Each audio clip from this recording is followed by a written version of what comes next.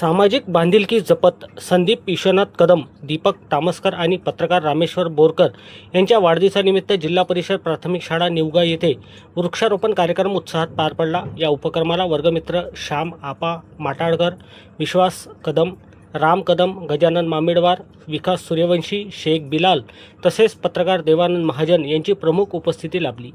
उपस्थित मान्यवरांच्या हस्ते विविध प्रकारच्या वृक्षांची लागवड करण्यात आली। यावेळी पर्यावरण संवर्धनाचा संदेश देत वृक्षांचे मानवी जीवनातील महत्त्व अधोरेखित करण्यात आले।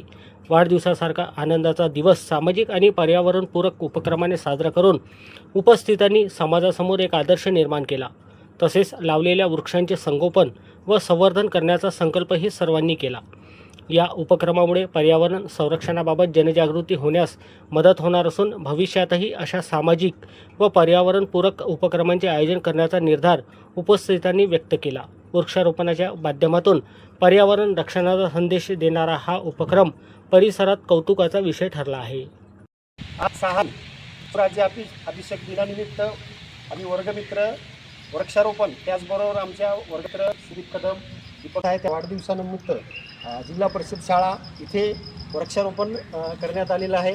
आम्ही या शाळेतच आमचं प्राथमिक शिक्षण झालेलं आहे आणि आजपासून एक नवा उपक्रम वाढदिवसानिमित्त आणि आम्ही वर्गमित्र मिळून एक NGO जे निसर्ग वर्गमित्र नावाने स्थापित करत आहोत। त्याचाच मुहूर्त वेळ म्हणून याच वाढदिवसानिमित्त शिवराज्याभिषेक दिन वृक्षारोपण करून साजरा करत आहोत। तरी आपल्या परिसरातला कोणाचाही वाढदिवस असेल तेव्हा केक कापण्याऐवजी असं एक झाड लावं, कारण सध्या आपल्या पर्यावरणाचा प्रचंड मोठा ऱ्हास होत आहे।